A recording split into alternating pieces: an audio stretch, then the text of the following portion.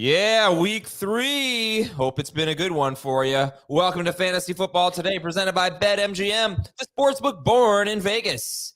Adam Azer, Dave Richard, and Heath Cummings. Who feels like a winner today? Jauan Jennings feels like a winner.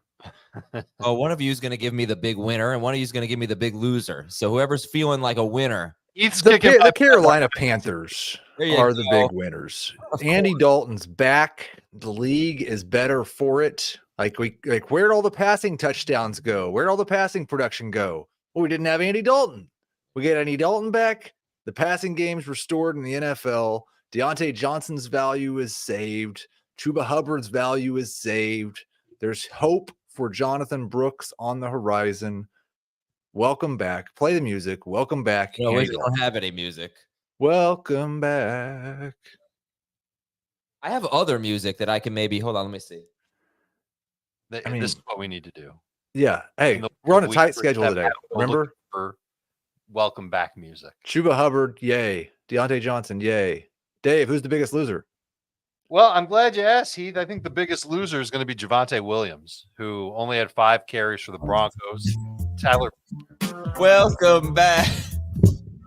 It'll work. All right, well, who's your big loser? Sorry. We waited 45 seconds for that. Awesome. Javonte Williams, man. Brutal game for him. Broncos were on fire. Bo Nix played great. We saw Jaleel McLaughlin in on a 4th and 1, and he scored. Tyler Beatty had 70 yards on 9 carries. He looked good. And Javonte Williams was kind of bad, and I'm being nice. So I don't know how you can feel confident starting Javonte Williams moving forward. And they've got the Jets next week, so you're probably not going to want to do that anyway. The only thing I wasn't sure of is, weren't almost all of Beatty's carries and snaps after there was a 3-score game? Pretty much. But he still showed them something. And I know that Sean Payton had kind of talked about wanting to get him more work. And now he showed him something. And I wonder if this is just going to get messier as we go along. I'm not saying, listen, Javonte still led them in snaps played, the running backs. But how do you trust him? So okay, I can get to 15 fantasy points with this guy. No, so Beatty had 7 carries for 70 yards in the 4th quarter. He was the only Broncos running back that had a carry in the 4th quarter. They went into the quarter with a 23-7 lead. So it wasn't, look, obviously they were winning, but that's not garbage time yet. I thought there were 3 running backs who, where their teams possibly took a step toward replacing them. Now, Javonte was one of them. And Dave, you mentioned McLaughlin getting in at the 1-yard line, made a great move. That sequence of events was 1st and goal from the 1, I believe. It was Javonte, or right around the 1. Javonte on 1st down, McLaughlin on 2nd down, Javonte on 3rd down, McLaughlin on 4th down. Yep. But Beatty's really the only one who's run the ball with success, I think, this year for the most part. And then, so that's one situation. The other 2 situations are the Bears, where Roschon Johnson came out. I don't think he started, but he had carries on the opening drive, and he had a solid game. And we kept talking about pick up Khalil Herbert. Maybe it's actually Roschon Johnson. And the other one is Rachaad White, who just continues to get outplayed on handoffs anyway. The passing game, he still got his role, but Bucky Irving continues to outplay Rachaad White. So I look at White, Swift, and Javonte, and I feel like their roles are in jeopardy here. I'll give you one more, but it's going to make you want to play the Heath blarg sound. That's in Vegas with Alexander Madison. He actually led them in snaps played, a ton of high value touches, 8 of 11 on 3rd down, 2 of 5 inside the 10. He had the short yardage touchdown. Zamir White was 3rd in snaps played among running backs this week, 24% of the snaps. So I want to talk about sorry, Heath, I'll let you jump in. Just want to clarify on the Madison touchdown run. It's the 2nd week in a row. But in this particular game, I'm not saying he would not have been in there, but the touchdown was from 1 yard out. It was preceded by a 3rd down play where Madison was in because he's always in on 3rd downs, where Gardner Minshew scrambled. I think he dove for the 1st down marker. He got the 1st down. They went hurry up, so Carolina couldn't challenge it. So who was it again? Alexander Madison stayed on the field in that situation, and he got a quick handoff and a touchdown. But it's the 2nd week in a row where Zamir White actually got a lot of got the carries relatively to Madison, but didn't get the goal line touchdown. All right, so we were talking about losers. Dave said, Javonte, I wanted to bring in all those running backs into the discussion, Heath, and you can talk about that. No, I mean, we're basically doing our losers list because the other two losers I had were White and Swift, and Swift's been awful. One of the worst running backs in the NFL this year. We all kind of hoped that Khalil Herbert would get a shot. It's disappointing if you picked him up this morning, but I think we have to pick up Roschon Johnson. The most likely scenario, though, is they're not like DeAndre Swift's not completely going away. It's just going to turn into a gross three-headed monster. You made the comparison to Miles Sanders last year. He might be worse than Miles Sanders was last year. Yeah, it's been bad. All right, so listen, we had a pretty weird day. I was thrilled that, not personally, just for fantasy managers, that Dak Prescott pulled a rabbit out of his hat in the fourth quarter, and he came back and was good. Great win by the Rams coming back. We had Derrick Henry with a huge day. We had Jameson Williams with a really quiet day. Josh Jacobs was terrible, but Malik Willis was really good. Justin Fields not doing anything to lose that starting job as the Steelers go to 3-0. So we'll break it all down. Reminder, Beyond the Box Score tomorrow at noon-ish. Yeah, noon. We'll call it noon Eastern. Beyond the Box Score. And then Dan and Jacob have their own little, what do they call it? Cooking with Dan and Jacob? No, what's it called again? Inside the Lab. It's Tuesdays, and it's only in the FFT. Well, we're gonna try to get the audio in the FFT Express feed, but the best way to see it is youtube.com/fantasyfootball today. Right now, I think it's a YouTube exclusive where Dan and Jacob really go deep, and they bring in guests too. So check that out. Let's get to the big news. Now, you might be saying, "Oh, we didn't really have the big injuries, like anything terrible like last week." Well, if you played in an offensive line fantasy football league, then we would have lost like 5 first-round picks. We'll get to that later. But for fantasy-relevant guys, Justin Herbert left with an ankle injury. He came in with the ankle injury. He was replaced by Taylor Heineke. So Justin Herbert hurt. They have the Chiefs, and they have a bye. He said he was hoping to play next week, but, man, I can't imagine a high ankle, re-aggravating a high ankle, and then playing the following week. Right, especially when you have a bye after that. Devontae Smith left after a big hit. Hopefully he's okay. Justin Jefferson jammed his finger. X-rays were negative, so he's probably okay. Adam Thielen made an amazing touchdown catch late in the second quarter, and then he left the game after that. Sam Laporta was carted off, then he came back, then he immediately left. So Laporta got hurt. Trey McBride was being checked for a concussion. He took a big hit to the head. And I'm sorry, did Brock Bowers return, right? I believe so. Okay, so you had Laporta, McBride, and Bowers all getting hurt today. I think Bowers came back. He was evaluated for a concussion. Laporta, ankle, I believe, and McBride being looked at for a concussion. And Skylar Thompson got knocked out of the game. We talked about the losers. We could have talked about the Dolphins, but we will talk about them pretty soon. Now, if you haven't signed up for BetMGM, it's not too late, not even close. It's only week 3. Sign up for BetMGM and use the bonus code FANTASY, and you're going to get up to a $1,500 first bet offer on your first wager with BetMGM. And here's how it works. Download the BetMGM app, sign up using the bonus code FANTASY. Deposit at least $10. Place your first wager on any game. You'll receive up to $1,500 in bonus bets if your bet loses. Just make sure you use the bonus code FANTASY when you sign up. All right, you remember that song, Dave? I'm not gonna say. Yeah. No, you want to sing? Go sing. I don't really want to sing it, but back to life, back to reality. Remember that song? That's a Frisco favorite. That's our next segment. Back to life, back to reality. Carolina Panthers back to life. New Orleans Saints back to reality. Dave, what do you think? I think you might be on to something, especially with the Saints being back to reality. Oh no, I don't want to hear that. Well, listen, Eric McCoy left. You talked about offensive line injuries. So Eric McCoy left very early in the game against Philadelphia. And then Jalen Carter, the Eagles' awesome defensive lineman. I'm using awesome loosely, I guess, but he was awesome today. Really started to wreak havoc, and it impacted how the Saints offense was maneuvering. And I can't help but think what was the biggest thing I said about why the Saints were rolling early on through the first 2 weeks of the season? It's their offensive line. Cesar Ruiz left for a little bit in the game. He came back in. He wasn't at 100%. It's an issue. And so I wonder if McCoy's injury is serious and they can't get that offensive line right, then we're going to get this version of Derek Carr more often than not. That's reality. Carolina had a great game against the Raiders, and their back was against the wall, and Andy Dalton took over, and Dalton was phenomenal. And I don't know if this is going to be the new – I don't think they've gotten, like, the green mushroom from Mario to go and have an extra life now. I still think that they're going to be one of the worst teams in the league. They just happen to play one of the other worst teams in the league in week number 3.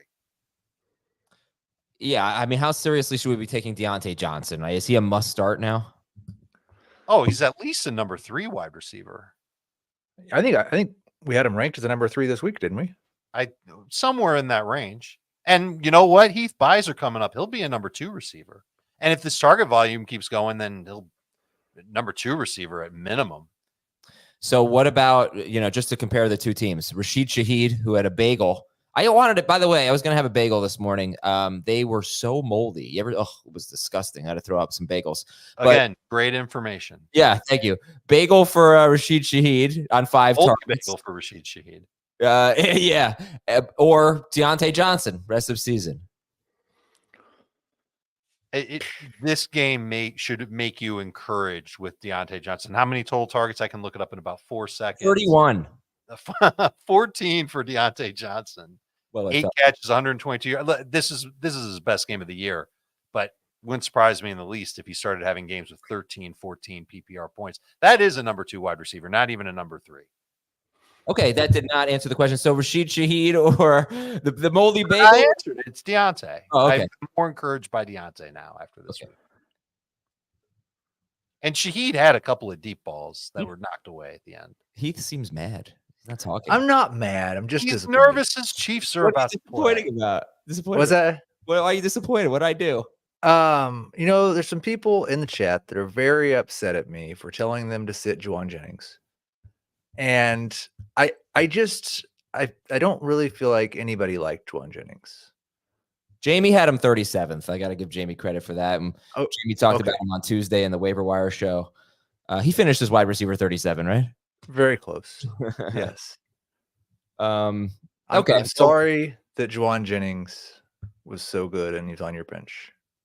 I started him.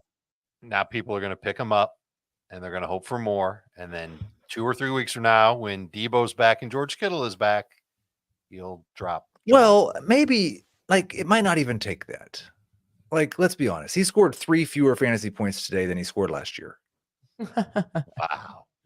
All right, I got to take a break, but we will talk more about Jennings a little bit later, and we'll have more back to life, back to reality when we come back on Fantasy Football Today. You want me to sing? I'll sing it when I come back, baby. We'll be right back.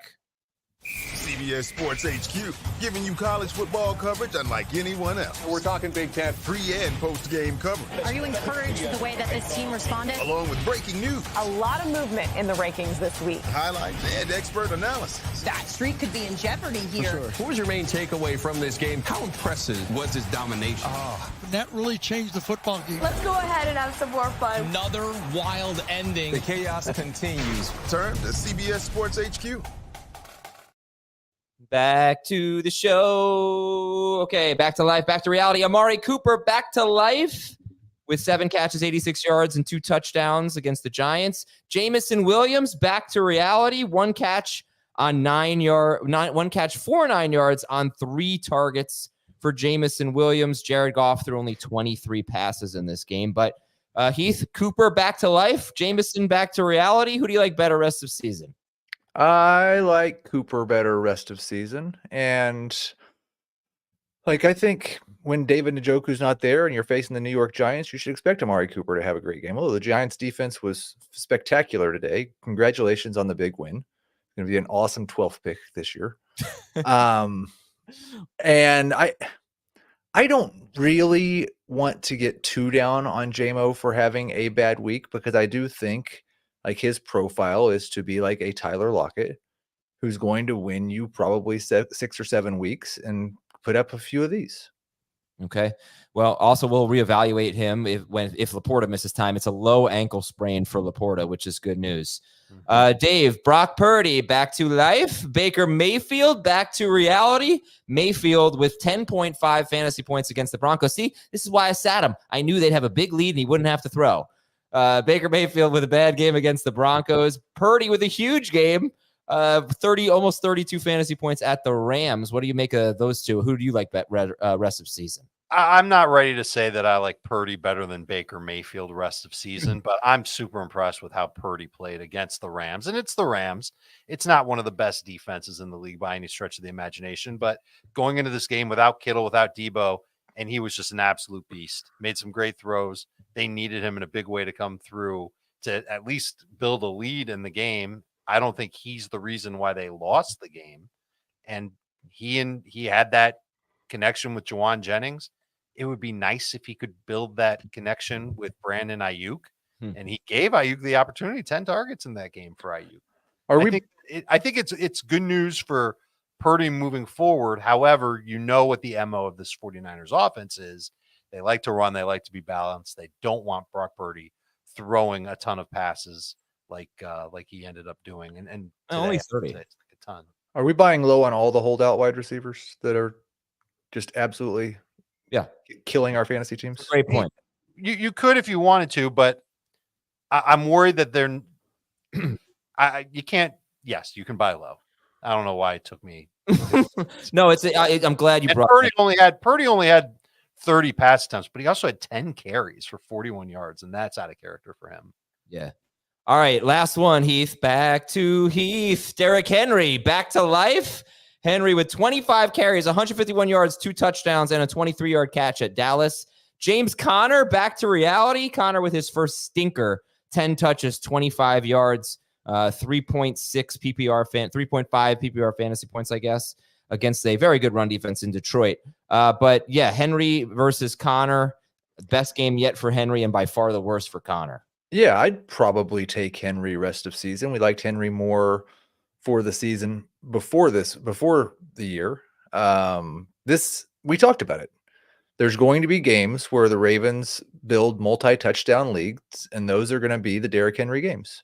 And this was a game that was a 1-point spread, so maybe we didn't necessarily expect this would be one of those, but it turned out to be. As excited as Jacob Gibbs was about the Arizona Cardinals offensive game plan last week, I was disgusted watching the Cardinals today. Oh, how come? Kyler had a bad game. Kyler had a bad game, but it seemed like we were back to a lot of Marvin Harrison on the sideline. And they had some 2-man game going on with Trey McBride and Michael Wilson. And I don't know if what that means, Marvin Harrison on the sideline. It was like week 1. It was just him going up and down the sideline. Right. Not doing much across the middle of the field. One of the teams has an offensive scheme called the numbers are lava, but they run everything between the numbers. And it kind of looked like he was playing the numbers or lava, but he was just outside of the numbers. Oh, wow. Okay. Well, he came through with 11 targets and a touch, 64 yards and a touchdown, I think, for Harrison. But yeah, disappointing. The Cardinals scored 13 points. I think they lost 20-13 against the Niners.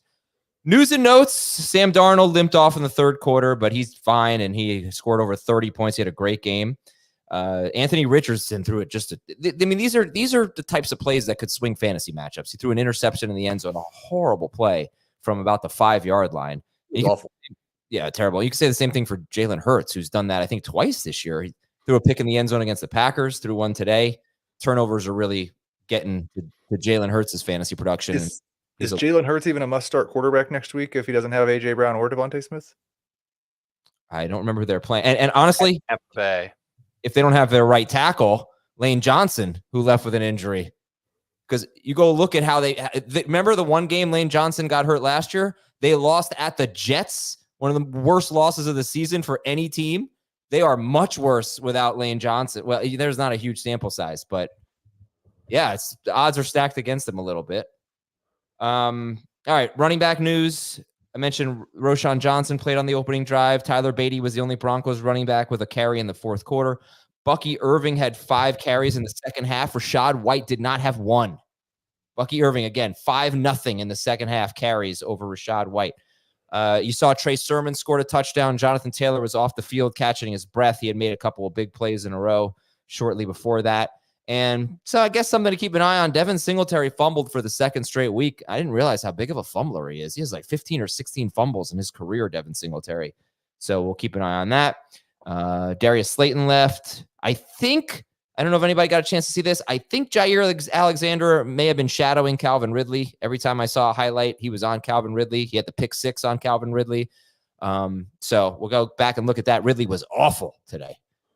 And then Adonai Mitchell barely played today with Josh Downs back. Tight end news, Tucker Kraft left in the third quarter. Offensive line, it is brutal. Going back to Thursday, Morgan Moses, right tackle for the Jets. He's out 2 to 4 weeks.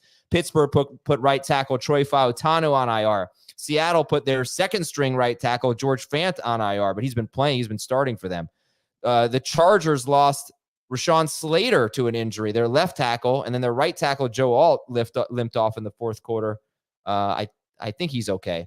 I mentioned Lane Johnson for the Eagles. Dave mentioned Eric McCoy for the Saints. Teron Armstead for the Dolphins is in the concussion protocol. Trent Williams, did you know if he came back? Trent Williams? I can check.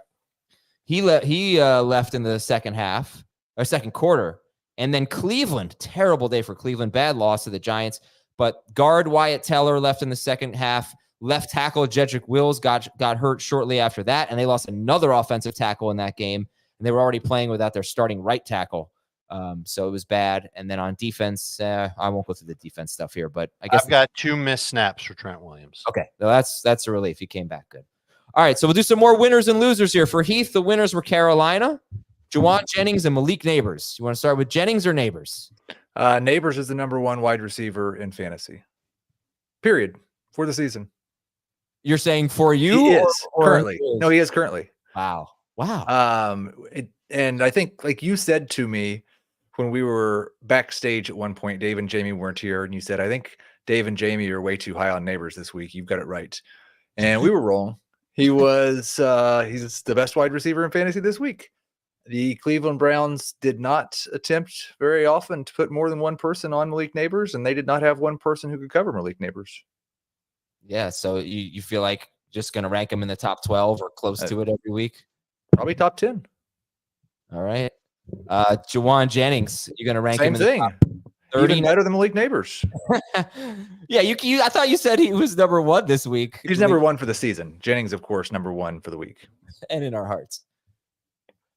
So next week for Jennings is the Patriots. You think he'll be in your top 30? That makes me angrier than telling someone to sit him today. I don't have any idea how to rank Jauan Jennings, career 15-yard per game guy that puts up a performance like this in year 4. I'll probably put him somewhere halfway in between Dave and Jamie. Well, look, he's never played without McCaffrey, Debo, and Kittle. Seriously, this was a rare opportunity for him. So it was. Something weird happened last week. He ran 30 routes in week 2 against Minnesota, and he had 5.7 PPR points. Today, he had 34 routes against the Rams, and it was 46.5. Holy moly. Yeah. So this is obviously going to just absolutely make his average look wacky for the rest of the year. I think he's fine if you want to use him as a number 3 receiver, assuming that there's no Debo, there's no Kittle. Status quo for the pass catching unit for the 49ers. He's 28% rostered. Are you going to start Jauan Jennings or Tyreek Hill next week? No. Yeah. You're just trying to make me curse and make Thomas have to re-edit the podcast. Nobody has time for that tonight. But it's a legit question, isn't it? You don't have to answer it now, but stop it. I don't think it's a legit question. I think it's a legit Are you considering it? Are either one of you? Did you watch the Dolphins? Yeah, I did. They were awful. 4 games with Thompson starting, and now I don't know if it'll be worse than Thompson. Who was it? I'm sorry. Was it Tim Boyle who came in? It was Tim Boyle. Yes. Yeah. And Tyreek was talking in the locker room about how much he likes him. Okay. Well. Yeah. This Dolphin season is about to capsize. Oh man, what a question. All right, let's go to Dave's winners then. Dallas Goedert. Oh, so bad. He was available in one of my leagues and I didn't pick him up. It's so stupid. Didn't even realize he was available. Goedert goes for a career high 10 catches for a career high 170 yards at New Orleans. Aaron Jones, big game, second straight game with 5 catches. He had 148 total yards and a touchdown. He almost had a second touchdown. He was a yard away. And Justin Fields scored 20.4 fantasy points in a win against the Chargers. So Goedert, Aaron Jones, Justin Fields. Go for it, Dave. So let's start with Aaron Jones because he's the easiest one. He's already started in over 60% of leagues, but no more questions about him. At worst, a number 2 fantasy running back. He's got Green Bay next week. He's got the Jets after that, and then a bye, and then Detroit. So it's going to be a tough schedule. One of the offensive linemen that you didn't mention was Brian O'Neill. He missed time, and Darisaw might have missed time too. I can double check on those guys for the Vikings, but assuming that line's okay, I've got trust in this Vikings offense moving forward. I think Kevin O'Connell's doing a good job. Sam Darnold's really doing a good job, and I'm okay with Aaron Jones. I think Justin Fields has the job for at least 1 loss, if not 3 losses moving forward. Like, he's going to need to put up a stinker of a game, totaled 2 touchdowns against the Chargers. And I don't think the Chargers are a defense that you can just walk over. I think that they're kind of tough. They did lose Joey Bosa early on in the game with a hip injury. That made things a little bit easier. And he started to connect with, was it Calvin Austin that had a big game for Pittsburgh? Maybe he's their number 2 pass catcher moving forward. Pickens, obviously, we know that he's capable of having good numbers. It's still going to be a conservative type of offense. They're still going to want to run the ball a lot, but Fields will still be a part of that. He had 6 carries, just no yards with it, 6 yards, 2 total touchdowns. I think I mentioned that. Maybe he can work his way back into being a top 15-ish fantasy quarterback for us moving forward. And then give me my third name one more time, Dallas Goedert. I didn't even need you to tell me. I remembered it. Awesome game for him. Don't expect it to happen, obviously, because this was a career high for him. It was helped by a Saints defense that had a Keystone Cops moment late in the game where 3 defenders ran into each other playing man coverage, and Goedert broke free of all people for a long catch and run that set up Saquon's touchdown. I think that I think that Dallas Goedert is going to be worthy of starting without Devontae Smith there and without A.J. Brown there. He's going to be the number 1 target guy. He's going to get double-digit targets, must-start type of fantasy tight end. And even when one of them comes back, if there's even the case that they both miss next week, then he'll still be good. He'll still be able to get you somewhere around 10 PPR points. It's when both Brown and Devontae are there at the same time that I would expect Goedert to turn into a pumpkin. Okay, so good stuff. And yeah, our winners, just to recap: the Panthers for Heath, Jauan, Jennings, and Malik Nabers for Heath. For Dave, it was Dallas Goedert, Aaron Jones, and Justin Fields. Okay, losers. Let's go over to the losers. Dave, you can start. Anthony Richardson, man, last week was bad with only 11.9 fantasy points at Green Bay. You pretty much less than half of that this week. 5.1 fantasy points at Chicago, only 24 rushing yards. And Javonte Williams, a loser for you, as you mentioned. And then you put Isaiah Likely. Can I volunteer Mark Andrews for that one as well? Let's say the Baltimore tight ends. But Anthony Richardson, I thought people overreacted a little bit with his start percentage. It was only 64%. And I was like, come on, the guy's had 1 bad game in his career that he's actually finished. But I was the one who was wrong. I think, well, not just me. But yeah, horrible game for him. Pittsburgh next week. What's going on with Richardson? He's thrown 5 interceptions in his last 2 games, and they've been some of the most laughable interceptions that you'd ever see. And he's not rushing as much as we thought he would. 24 rushing yards against Chicago, 37 the week before against Green Bay. It's rough. And now seeing how bad he is of a passer, combined with the lack of rushing, I think he's a huge question mark. I don't know if you can feel good starting him. He faces the Steelers next week. That's a tough matchup. So I'm not even sure he'll be top 12. It's really going to depend on what other quarterbacks are available to you. I still think he's got great upside, but man, just the passing is really like worst case scenario for him. We talked about Javonte. I'm not getting into that again. You can talk about Mark Andrews as well if you want as a total dud. This game was a lot of Derrick Henry. And Adam, I know that you read my story this week about what's going on with the tight ends. And the basic gist of it was whenever the Ravens were efficient running the ball, the tight ends did nothing, and Likely especially does nothing because Andrews is supposed to do more than he is. And all the luster has fallen off Likely. You're going to see him hit the waiver wire in a bunch of leagues. And you won't Let me see a schedule. Is there a game coming up where we think that the Ravens are going to have a hard time running next week against Buffalo? Don't know if I see that. Not in a while. Not for a while. Week after that, no way. Washington after that, no way. At Tampa Bay in week 7, maybe if the Bucs D-line is healthy by then. But we've got a few weeks coming where I think Derrick Henry is going to have some big games, and that means that Isaiah Likely is unlikely to have big games. And how many pass attempts for Lamar Jackson today? 16? 15. I think that's the fewest ever for him in a start that he did not leave with an injury. I'm looking at his Pro Football Reference. Yeah, that is the fewest pass attempts. He's had some 16s, 17s, but 15 pass attempts for Lamar Jackson, the fewest in his career. So that didn't help either. For Anthony Richardson, when I, of course, made my now infamous prediction that he would be, quote, hot garbage last year, this is kind of what I expected.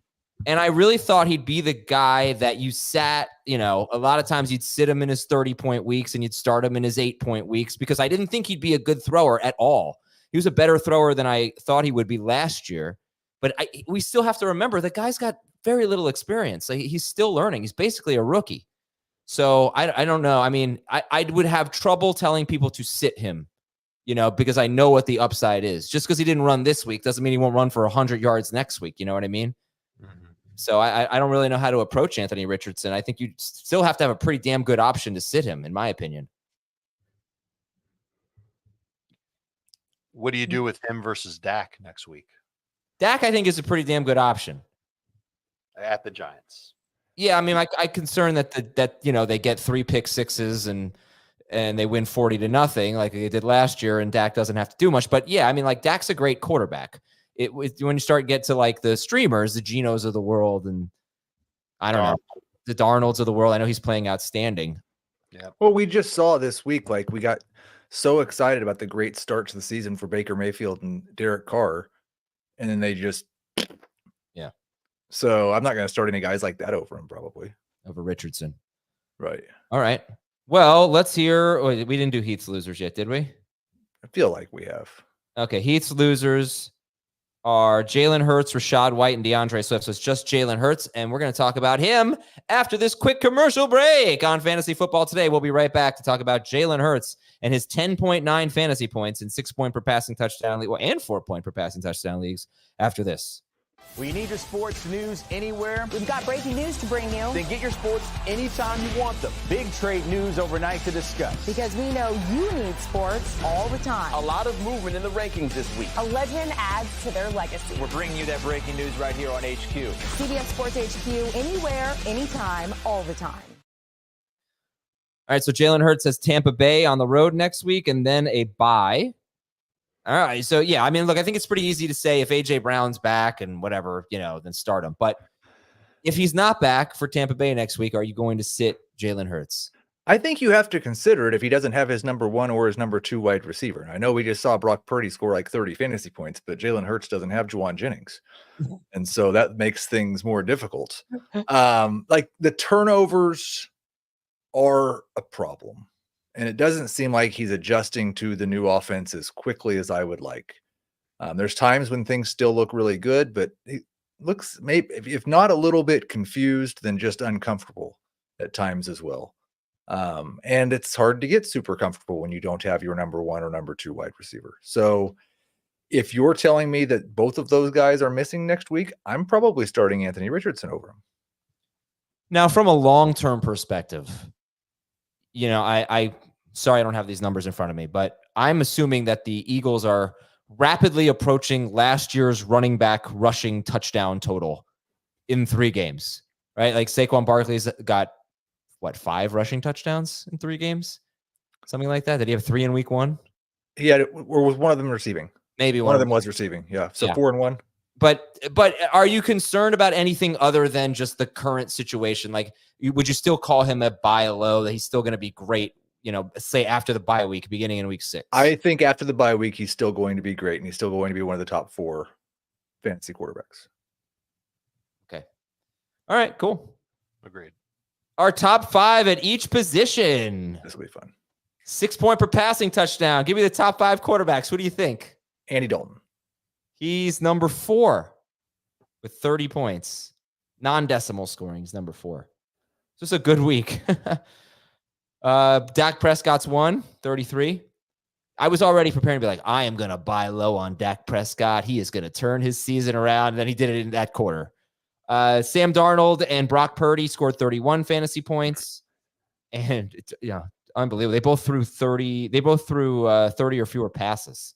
Darnold threw 28 passes. 4 of them went for touchdowns. So it's Prescott, Darnold, Purdy, Dalton, Lamar Jackson, and Malik Willis actually tied with Lamar Jackson. Let's talk about Sam Darnold. Yeah, Schaefer. Woo! Skull. What is legit buying it? I feel like you have to. What? Based on what we've seen so far. We haven't seen Sam Darnold melt down yet. Has he made he tried.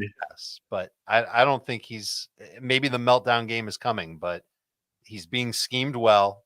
He's connecting with Jalen Naylor. Naylor has a touchdown now in 3 straight games. Jefferson's amazing. He's really the one that's carrying the load right now. And his offensive line's pretty good, assuming they're healthy. So I believe it in terms of him being like an average NFL passer. Yes. Believe it in terms of him being a top 5 or 6 fantasy quarterback. No, I don't think we can go there. Top 12 though? It's too far. If we compare the quarterbacks that we've gotten excited about, Baker Mayfield, Derek Carr, Sam Darnold. Am I missing anyone? I feel like Darnold's turn at the top. We'll put him at the top, sure, and then he's going to wet down his leg, and then we're going to move somebody else to the top. Darrisaw and O'Neal played most of the snaps. Darrisaw missed 6 snaps. O'Neal missed 3, so call that a false alarm on them. Wet down. It's like, there was a debate in the office when I used to work there 10 years ago, whether it was, go number 1 down your leg or go number 2 down your leg. Well, it depends on how bad you mess up. Well, I always thought it was go number 1. I never heard the go number. I think it's P down, whiz down your leg or whatever. But I think wet was the better way to say it for if you're on a podcast. Yeah, well, it's okay. All right. So those are your top 5 quarterbacks for week 3 going into Sunday night. Dak Prescott, Sam Darnold, Brock Purdy, Andy Dalton, and Lamar Jackson, Malik Willis. They're tied for 5th. Top 5 running backs. Any guesses? Well, Saquon is going to be up there. Derrick Henry is going to be up there. Kyron Williams is going to be up there. Yeah. Those are the top 3. Chuba had over 100 yards. You got the top 4. You're crushing it, Dave. Can you go 5 for 5, folks? Zamir White. Jonathan Taylor. Yes. 2 touchdowns and over 100 yards for him. All right. So it's Barkley, Henry, Kyron, Hubbard, and Taylor. Where was Charbonnet? 7th. Or tied for 6th with Aaron Jones. Excellent. Yeah. Those guys, those top 7 were all well ahead of number 8, David Montgomery, who scored 20 points. The others scored 25 or more. But yeah, is anything interesting to say about Barkley, Henry, Kyron, Hubbard, or Taylor? You can enjoy Chuba Hubbard while you can. Once Jonathan Brooks comes back, I don't think Hubbard's going away, but there will be a workload split to some degree where Brooks is eased in, and then theoretically Brooks will have the talent to just kind of take over. It is pretty amazing that Chuba Hubbard was a top 5 running back this week, and Miles Sanders scored a touchdown. The goal line touchdown. Raiders run defense is. Yeah. Cincinnati next week for them. Do we still think the Bengals are a bad matchup? A good match. They're a great matchup. They're a bad. Right. That's what I mean. Yeah, I think I'm going to start Chuba next week. I think so too. All right, let's go to our top 5 wide receivers for week 3. Jauan Jennings, 46 fantasy points. My gosh. 11 catches, 175 yards, and 3 touchdowns. So it's 46.5. Amari Cooper's 2. Malik Nabers 3. Deontay Johnson 4. No chance you get number 5. I'll even give you the division, NFC North. Jalen Naylor. Yeah, no. Oh, that's a great guess. It can't be a Munra. There definitely wasn't a Packers receiver. Oh, I got it. Roma Dunze. Jennings, Cooper, Nabers, Deontay. What do you think about this? Roma Dunze. Remember someone said beat the way who on this morning at 11:30 a.m. show said who beat the waiver wire? Who should I beat the waiver wire with? I said Roma Dunze. Don't be dropping him. 6 catches, 112 yards, and a touchdown. What's his roster percentage? It's like 64 or something. Okay. Too low. Made me pretty. I mean, I've got him on a lot of benches, which really felt great to beat the waiver wire and see that on your bench. But I'm not going to necessarily feel very confident throwing him. No, not at all. Next week, no. I definitely stash him. Would they throw 54 times? I had it at 52. Caleb, anyway. But I don't know if you guys agree with this. It felt like Caleb Williams, this links to Odunze, 363 yards, 2 touchdowns, 2 picks, some of the emptiest stats of the year. Right? Yes. He was at times it was like he and Anthony Richardson were having a duel to see who could look the worst. A stink off. Yes. All right. So Odunze, we'll say pick him up, but don't be too excited to get him back in your lineup. Remember, Keenan Allen did not play. Tight ends, number 1, I think you know, Dave. Yeah, Goedert. Yeah. Number 2? Ferguson? I was going to mess around and say something. Ferguson's got to be up there. Number 2, I'm going to even give you the division, the NFC North. It's Cole Kmet had a big game. Kmet, huge game. He was one of my favorite streamers this week, so nice job for Cole Kmet. And then Ferguson was up there, right? Yeah, then Conklin, and then Noah Fant. Noah Fant had a game, huh? Yeah. I always think of Heath. What did he score? 6 for 60. And that's good enough to be a top. That's tight end 5. Oh, I hate this position. Yeah, well, if you picked up Ferguson, because people did drop him as well, or if you just, held him, I don't see a scenario where we're telling you to sit Jake Ferguson anytime soon. So that's good. He was started in only 42% of CBS leagues. If we're redrafting today, Jake Ferguson is tight end what? My gosh. If we're redrafting tight ends today, he's probably going to have to be like maybe 5. I don't know. Don't ask me to name the 4 ahead of him. 5. Yeah. Right now, Kit be up there. Pitts and Kelsey are playing right now, so we have a sort of an incomplete picture. But Ferguson. Yeah, the Chiefs are employing the do not cover Drake London coverage, so I don't think Pitts is going to get a lot of targets. Saw that. All right, let's go to the games here. I'm going to start with the late games because they were just better. Unless anyone cares about almost touchdowns. Sure, lay it on me. No, I don't need any more sadness. Rashid Shaheed nearly came up with a deep ball. DJ Moore had a 44-yard catch on a Hail Mary. He was like a half, so he got lucky with that, but a little unlucky. He was a half-yard short of a touchdown. Bucky Irving carried to the 1-yard line. And then I think Rachaad White scored after that. No. It was the Chris Godwin touchdown, I think, after that. Daniel Jones missed Theo Johnson wide open, but then he threw to Malik Nabers for a touchdown. Nabers could have had an even bigger day. May have had like a 35-ish yard touchdown, but Daniel Jones again missed him. David Montgomery came up inches short of a touchdown. I think he scored right after, if I'm not mistaken, so my bad. Cortland Sutton had an almost touchdown. Aaron Jones came up a yard short of a touchdown. And let's go to the games. Okay. Carolina 36, Las Vegas 22. That's what I'm starting with. That's an interesting choice. But I think we've pretty much talked about Carolina all we need to. So let's talk about Las Vegas. Big day for Jacoby Myers. Bad day for Davante Adams. Dave, you were saying sell high after last week. He did have 9 targets, but only 8 fantasy points. There was a quarterback change in the fourth quarter. Minshew was benched. Sorry, Heath. I'm sorry to make you sadder than you already are. O'Connell came in and he had a bunch of dangerous throws, but he finished 9 of 12 for 82 yards. A touchdown to – what's his touchdown to Tucker? Yes. Tucker, yeah. Pretty sure. Yeah. Listen, it's not going to be a great year for Davante Adams. I think he's still going to have some big games along the way, but I think he's really had one good half of football through 3 games, and that makes me a little bit nervous. Okay. So rest of season, Davante Adams or Jauan Jennings? Davante Adams is the answer there. But is he a top 20 receiver rest of season? I'm feeling a little shaky about that. I would say no. Davante Adams or Deontay Johnson rest of season. Davante Adams. Yeah, I don't think I'm ready to let go of Davante.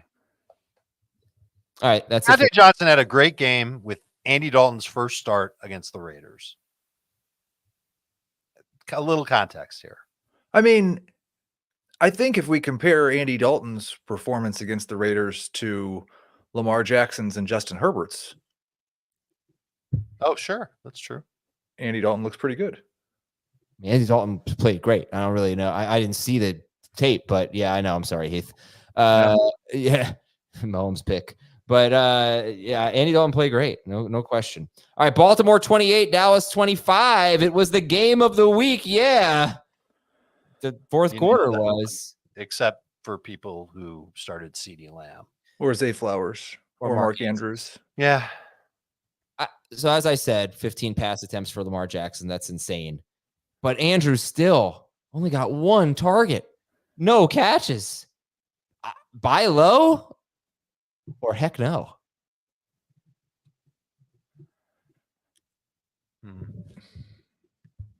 The one thing I'm worried about is if you buy low, what's his ceiling from week to week? I'm not selling low. Are you starting him? Because the next few games should be Derrick Henry games. Now, I would imagine then eventually the Ravens are going to say, hey, we've got this great tight end. He's got this history with our quarterback. Why not try and find a touchdown for him? Kind of make him happy a little bit. But I think the Ravens can get their run game going. This is 6 straight quarters that their run game has looked pretty good. I don't think they're going to let it up. I'm probably honestly, if I'm a Mark Andrews manager, and I am in a couple leagues, I'm probably just starting him and just not doing anything. And it might just continue to suck. But I'm not going to pick up Noah Fant and start him over Mark Andrews. I'm not going to do it. And another game with a big target share. I know it was only 4 targets for Zay Flowers, but he had 25% target share. He's a focal point for sure. All right, go to the Cowboys side of it. And maybe, Dave, if you could pull up the snap counts, maybe the first time we're seeing Rico Dowdle kind of push ahead a little bit here. 8 carries, 3 catches. You're not going to like what you hear. Really? Because he had a lot more. He had 11 touches and Zeke only had 4. Okay, so the good news is Rico did have more than – Rico played 46% of the snaps. Zeke played 20%. Rico looks like the better running back. 4 different guys ended up playing running back for the Dallas Cowboys on Sunday. Okay, Hunter Lupke, is that his name? Yeah. He played 8 of 9 snaps on third downs as the only running back on the field for the Cowboys. Oh, he had their only snap inside the 10. Might have happened on a third down play. And then Deuce Vaughn had 7% of the snaps. 4 guys. That's annoying. Yeah. I don't know if you can feel good about Dowdle getting to 10 PPR points in a game. Is CeeDee Lamb is he the number 1 wide receiver in fantasy? Who's the number 1 wide receiver in fantasy from week 4 on? Besides Jauan Jennings. From week 4 on, who's the best receiver? I would put Justin Jefferson ahead of CeeDee Lamb. And as silly as it sounds, man, because the last 2 weeks have been awesome. I think about Malik Nabers. I think about it. He's amazing. He's really, really good. I don't see you got to put Nico Collins ahead of Malik Nabers, right? I don't think you have to. Even in a bad day for Nico Collins, he had double-digit targets, I think. And I was so angry with them. They pulled CJ Stroud, and they got Davis Mills throwing hospital balls to Nico and Tank Dell and Stephon Diggs in the fourth quarter. Like, if you're going to pull CJ Stroud, then Nico Collins and Stephon Diggs and Tank Dell should not be in the game. All right, I would definitely take Lamb over Malik Nabers, though. I'm just going to say. I would too. And Nico. I think you made a great point, Heath, just bringing up that all of the holdout wide receivers, the big 3 of Lamb and Chase and Ayuk, they're all just off to terrible starts. So let's hopefully better times ahead. All right, I'm good with this game unless you guys, we can talk about Jalen Tolbert on the waiver wire show. All right, Seattle 24, Miami 3. Can you even trust Achane next week? You will. Here's the thing. I don't think you can necessarily call Achane. I was viewing Achane as still a must start and Tyreek as still a must start. Yes. But I could absolutely have Devon Achane and Zach Charbonnet and Jordan Mason on a team. And now I don't think I'm starting Devon Achane anymore. Yeah. Well, I could have Malik Nabers and right, but we even Dave and Jamie liked Malik Nabers. I think they had Tyreek Hill ahead of Nabers this week. Like, we had Hill ranked as a must start wide receiver. Yeah. And I think maybe there's not any must-start Dolphins. 3 catches for 40 yards on 5 targets. He did lead his team in receiving, though. That was cool. Achane had 11 carries, 3 catches, 58 total yards. So tough game. And that's not the same. I want to be very clear. That's not the same as saying that I'm saying you should sit Achane or Tyreek Hill next week. I'm just saying I'm not sure you should view them as, I can't take those guys out of my lineup. You might have 2 better options. Right. So there's that. You might have 2 better options, and your example is a really good one. And the other reason why we start Tyreek Hill and Devon Achane, and to a degree Jalen Waddle, and this is independent of the quarterback, is we know what they're capable of. We know that they could have 20, 25 PPR points, and we want that in our lineup. We don't want that on our bench. And so is it getting a little too cute, even with the bad quarterback play? Well, how do you sit Jauan Jennings next week then? You know he could score 46 fantasy points. Well, but it's the first time he's at. Man, are you heard about Jauan Jennings, man? Did Jauan Jennings cut your AC at your house or something? What's going on with you? No, okay. He had his game of his life. Yeah, I think that you can. The Dolphins. I hope they make a move. This is unbelievable that they just can't. They can't proceed with this. Their season's going to just spiral. On the other side, Jackson Smith and Jigba was started in 62% of leagues. I think that was like a pretty responsible reaction to last week, to the combination of the first 2 weeks. And he stunk. 3 catches for 39 yards on 3 targets. Geno Smith threw for 289 yards. It wasn't like they just ran the clock out, and he just had a bad game, JSN. Dave, I think you're usually pretty good at this. I'd like for you to tell me, Dave, what's the Tyler Lockett week and what's the Jauan Jennings week, but I have to go now. So maybe you can tell me later in the week. Okay. He's going to hop off and do HQ, and Dave and I are going to finish up. I don't know what that meant. Sorry. I meant to mute my cough. No. Which one's the Jauan Jennings week? No, he wants to know the Lockett JSN week thing. How do we know? I think JSN had a big game last week because for a while Charbonnet was inefficient running the football, and I think they just had it in their minds to use JSN as a short area target, and he did get loose for a couple of longer throws against the Patriots. It was also a competitive game. They won in the end, but it wasn't a blowout. This week was a blowout.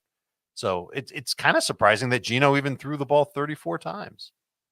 Oof, man, this person in our chat benched Jennings for JSN. You did the right thing. You did you didn't do the right thing, obviously, but it's really hard to make the case. It was so hard to make the case for Jauan Jennings before the game and say something like, oh yeah, he could go off for, 15 fantasy points. You could look at Jennings before the game and say 5 for 50, no problem. He's going to get you that. So that's a nice safe floor. But this is what fantasy football is. Like sometimes players are going to come out of nowhere and they're going to have huge games. And then the next week, you just know that 3 weeks from now, Jauan Jennings is going to be like on 75% of waiver wires because people are going to leave him. Well, but I wouldn't leave him. It'd be terrible even if there is no Debo or Kittle back for the Niners. Yeah. Like again, this happens. Isaiah likely happened. We're missing. Yeah, I understand that, but we're also missing the point. You talk about Kittle and Debo. The other guy is McCaffrey. That is so many targets. They don't throw to Jordan Mason. So I think I only had Jennings in one league. I did start him. I'm going to freaking lose in my Jauan Jennings league. Because Jauan Jennings plus Rashid Shaheed wasn't really that good at the end of the day. But all right, Dave, we're not going nearly fast enough here. So Detroit 20, Arizona 13. Gosh, can Jared? I mean, I guess it wasn't a bad game for Goff because he only threw 23 passes and he did well. I did not know how the hook and ladder was going to be scored. It was scored as a passing touchdown. He threw a pass to St. Brown, who quickly lateraled it to Jahmyr Gibbs, who scored on the hook and ladder, and that counted as a touchdown catch. No, it counted as a touchdown pass for Goff, a catch for St. Brown, and a touchdown for Jahmyr Gibbs, who had 1 receiving touchdown on 0 catches. Jahmyr Gibbs.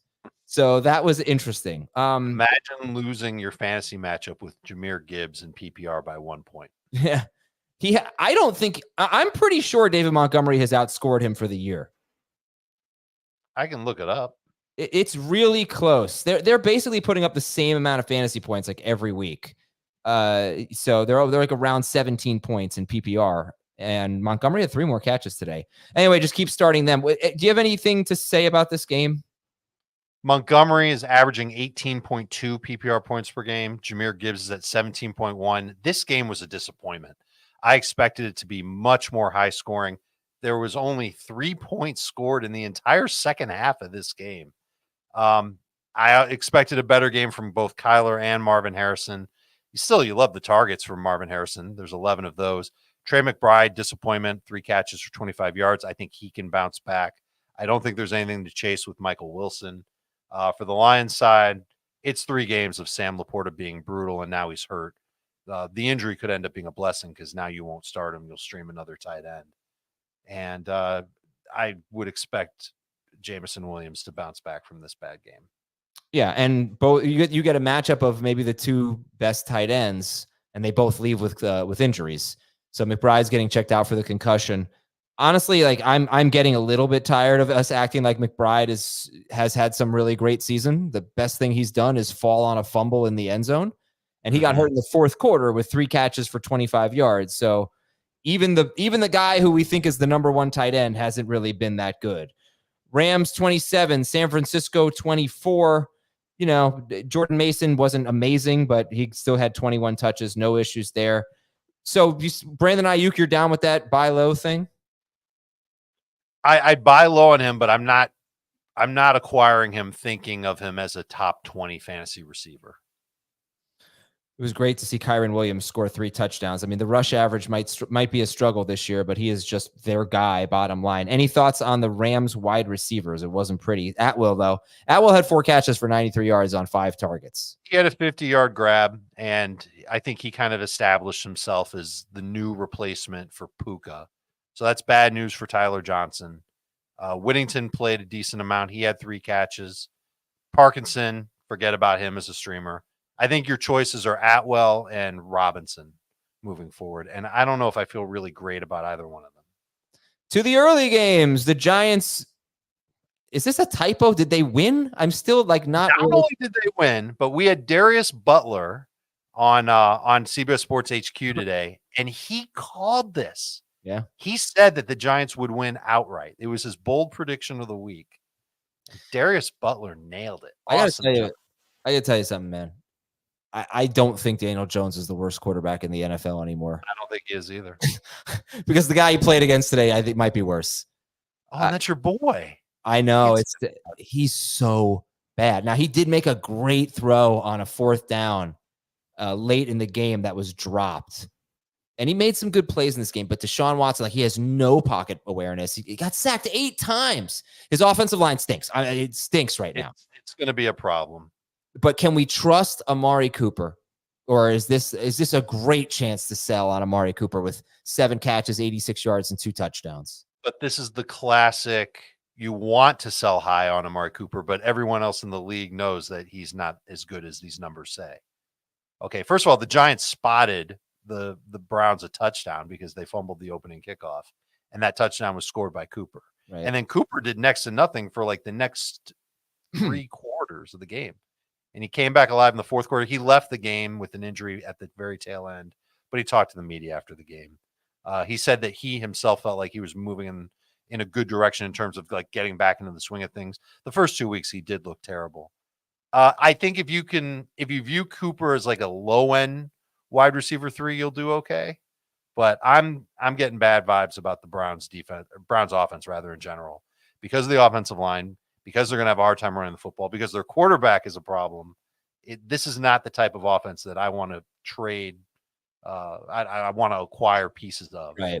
Trade. And it was good to see Jerome Ford reclaim his role. Yes. He wasn't bad, but he just didn't get enough work because they didn't have the ball that long. 26 minutes with the ball, and they were trailing. When a running back plays, I'll get you the snap share in a second, but he played a ton. And he didn't even get you. Did he get you 10 PPR points? I think he did. Right about that. Funk soul, brother. Yeah. Well, Devin. Let's talk about Devin Singletary real quick. 3% of the snaps for Jerome Ford, and right about 10 PPR points. Devin Singletary started in only 36% of leagues. He now has 2 games with 4 catches. He now has 2 games with 14.5 or more PPR fantasy points. Here come the Cowboys, who just got run over, and it's on a short week. Devin Singletary will be a top 24 running back this week. No, you're falling for it. Oh, no. He's falling. Short week running backs. Cowboys run defense is terrible. Cowboys, Giants. We'll get into that history, but it's usually a 70-point game. Green Bay 30, and that's not like total points. That's the margin of victory. Green Bay 30, Tennessee 14. Good job, Malik Willis, but I am ready for Jordan Love to come back. But what about this horrible game? I was actually concerned about Josh Jacobs because I knew he wasn't going to catch passes. He only had one catch. He had no targets the week before. And this was by far the best run defense he was facing. So are anything to worry about here or just chalk it up to a bad game? 48 total yards, 5.8 PPR points for Jacobs. This feels like the second game in 3 weeks where he was outplayed by his backup. And Emmanuel Wilson looked like the better running back. He had a better rushing average. He had a great catch and run for 30 yards in the game. That stuff kind of makes me a little nervous, but I'm still willing to roll with Jacobs as at worst a number 2 fantasy running back, especially when we get Jordan Love back under center for the Packers. Yeah. All right. And then for Tennessee, what'd you make of the Hopkins-Ridley split? Ridley 1 catch for 9 yards on 3 targets. Hopkins, who still hasn't played a full snap share, but finally starting to play more. 6 for 73 and a touchdown on 7 targets. So this guy's only 67% rostered, DeAndre Hopkins. I don't know if it's a byproduct of Jair Alexander erasing Calvin Ridley, or if the Packers did more than that to try and limit Calvin Ridley, and Will Levis did a good job of just throwing to the guy who was open, and that was DeAndre Hopkins. It could have been that way. But I didn't see enough of this game to make a educated guess on what happened. All I can tell you is that Will Levis is a rough mess at quarterback. Yeah, I would say that, I said to Heath on the morning show that I really wanted to sell high on Ramondre Stevenson, and I knew I missed my chance. I was like, it's over. I can't do it now. And I said going in, the Cooper thing. I was like, I'm going to feel the same way about Calvin Ridley. I feel like I'm going to feel the same way about Calvin Ridley, and I do. But I decided not to be too aggressive because I actually felt like, you watch all the tape. I actually felt like Will Levis, going into this game in week 2, he makes horrible mistakes. He did it again with the pick 6. Yep. But he's actually not throwing the ball that poor. It's not like Bo Nix here. He can give you wide receiver production, I think. So I hope it was just a Jair Alexander thing. I'm a little more hopeful. After I watched Will Levis, I was a little more hopeful for Calvin Ridley than I was before, when I was just like, oh, this is obvious, sell high. But he still hasn't really seen a full snap share of DeAndre Hopkins. And we'll see how much that hurts him. All right, Bears and Colts. No talk of the Titans run game. I don't know if there's anything to really say about it. Give me 20 seconds. Well, Pollard and Spears combined for 8 carries. Tennessee definitely got away from it pretty quickly in this game. And I think that's part of what put more pressure on Levis and did them in. All right. I don't think it'll be like this moving forward, by the way. I think Pollard will be okay. The Colts. It wouldn't surprise me if Pollard is the start of the week next week for Mr. Jamie Eisenberg. Against Miami. That's right. The Colts, 21. The Bears, 16. Bears had the ball for 10 more minutes than the Colts. Major takeaways from this game. How did the Colts win? It's crazy to me because of what Richardson was like as a quarterback. And there are going to have to be some conversations had about Richardson and whether or not we trust him for our fantasy teams, because I don't know what the formula is going to be for the Colts moving forward. It should be, let's try to not have Richardson throw the ball. That should be their plan. Let him run, let Taylor run, be a run-heavy offense, stick with it, and then gradually try and give him easy throws to make. But he just was brutal. And we talked about it. We talked about the interception in the end zone. He basically threw it to triple coverage. Yeah. Completely missed the mark on where he was supposed to go with the football. No idea what he was thinking. I think we pretty much covered this game just throughout the show, but I will ask you this. Go ahead. Would you, if someone dropped Michael Pittman in a 12-team league, would you pick him up? Sure. I don't know if I'd start him, but is he a good bench receiver? Definitely. Okay. Bye weeks are coming up. You can use him then. Still led the team or tied for the team lead in targets with 5, but This is part of what was really worrying me about Michael Pittman this year and why I didn't draft him. Yeah. Was because not only is Richardson a question mark just in general as a quarterback, but when they get near the goal line, he's got like no chance of scoring. And he's not the type of receiver that's going to break a bunch of long plays for touchdowns. He's done it, but he doesn't do it all the time. He's not in the same type of tier as other wide receivers in the league. I think Roschon played, by the way, as the third down back for Chicago. Travis Homer was that guy. He's on IR. And so Roschon got that opportunity to be the third down running back, and he did pretty well in the game. Khalil Herbert barely played, and he still almost scored a touchdown. Don't ask me to go. We got to take a break here, and we got a few games left. Denver and Tampa Bay when we come back on Fantasy Football Today. A Quiet Place Day 1 is now streaming on Paramount Plus. It's thrilling, terrifying. It will make your heart pound out of your chest. A Quiet Place Day 1, now streaming. 4 more games, 4 more minutes. Heath is back. Denver 26, Tampa Bay 17. We've talked about the Broncos, their run game. Passing game, Cortland Sutton, 76% rostered. Finally had a decent game, 13.8 fantasy points. On the other side of the ball, are we worried about Mike Evans? This is 2 stinkers in a row. This was a horrible game. 2 catches for 17 yards on 3 targets. Heath, worried about Mike Evans, or we just chalk it up to Surtain? I'm prepared to be worried about Mike Evans, but I am just chalking this up to Surtain. If we get a third straight bad game in a row, then I will be worried about Mike Evans. But he is kind of the profile of player. While he's been really consistent with double-digit touchdowns most seasons and 1,000 yards every single season, it's not like he's been super consistent on a week-to-week basis because he's a big play guy that scores a lot of touchdowns. You have to live with weeks like this. I'm still starting him next week. All right. Minnesota 34 and Houston 7. Did I get that right? Sometimes I have to check these scores. The Vikings have given up 30 points this season. Their quarterbacks have combined for 2 touchdowns, 5 interceptions, and 15 sacks against this defense. Yeah, it's matchup to avoid. Well, play the Packers week 4. Cam Akers scored. Woo! Yeah, Tank Dell did not. Dave, what's your panic level for Tank Dell, who had an okay game, 5 for 6? Did he get hurt? I don't think he got hurt. He was on the sideline with someone looking at his chest or shoulder, but I guess it was okay. He limped out of that game at the end of the game. Like you were saying, Davis Mills came in and was throwing lobs. Yeah, he came out. Good. He caught one of those hospital balls. Is that what happened? Yeah, he did. Well, it was airmailed. He didn't catch the ball. When do we start Tank Dell? Do we need to see something first? Either that or else as a bye week replacement. So, yeah, I think it's interesting comparing him to somebody like JSN because we've seen it once from JSN this year, but also like twice in 2 years. And we've seen it 4 times from Tank Dell in the last 2 years, but 0 times this year. I kind of view them the same. Give me Dell. Dell. So rank Tank Dell, Jauan, Jennings, and JSN next week. Next week. Probably Jennings. Yeah, Jennings is going to be at the top of that list if there's no Debo. If Debo and Kittle are out. Jennings, Dell, JSN. Okay. I mean, it's very clear he's the number 3 receiver, and it's not going to be a rotation of 1 week Collins and Dell, 1 week Dell and Diggs, and so on. And so forth. I take it back. I would move Dell. I would move Jennings to super flex. I would bench Hurts for him. And then I would get Dell line up at receiver. All right, so that's Dell and Aaron Jones. Sell high because he's got this injury history. Is he a sell high for you or just ride it out?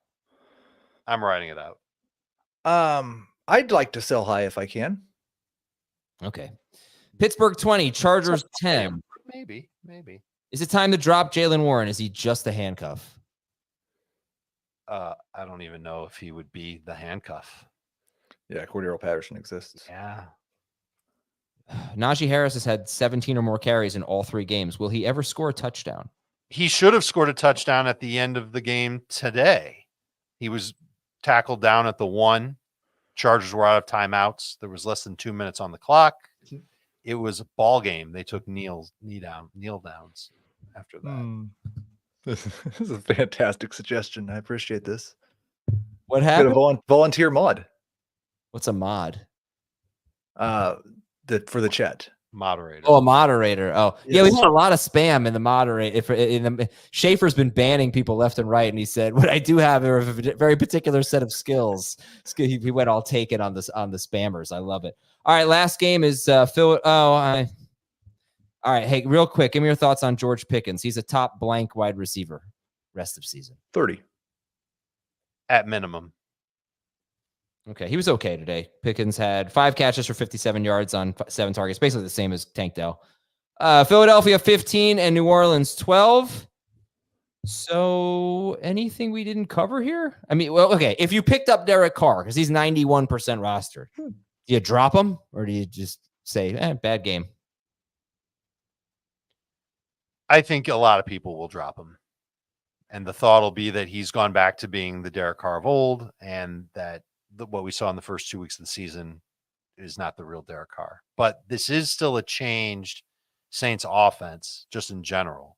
What I don't like is that it was a competitive back and forth game. And this is going to sound funny. I didn't like that Carr only threw it 25 times and that Alvin Kamara had 26 carries. Oh, I agree. Okay. But I like it as an Alvin Kamara manager. Not me, man. Keep him healthy. That's too much work. I'm sorry, Dave. What'd you say? It's too many carries for him just in general. Yeah. 20-year-olds shouldn't be getting that much work. But why didn't Carr throw a little bit more and Kamara a little bit less? Maybe they just thought that Kamara was good. He averaged 3.3 yards per carry. He had some nice runs, but he had a lot of crappy runs too. That sounded funny. Derek Carr is probably not going to be a top 12 quarterback next week. No. All right. Well, I wouldn't mind hanging on to him. I would like to give the Saints another look to see how legit they are. But they've got Atlanta next week, and then they're at Kansas City after that. I think Taysom Hill is a fairly important player for them, especially with just the amount of tight. They use a lot of tight ends. I think I read that they use 3 receiver sets less than any team in the league. So they run their offense with tight ends, and Hill was not in the game. So maybe that was one of the reasons they struggled, and they struggled to run the ball. Okay, thank you all. We will talk to you. Well, stay tuned for FFT Express if you'd like. And we got Beyond the Box Score tomorrow for Heath and Dave. I'm Adam. Talk to you tomorrow on Fantasy Football Today.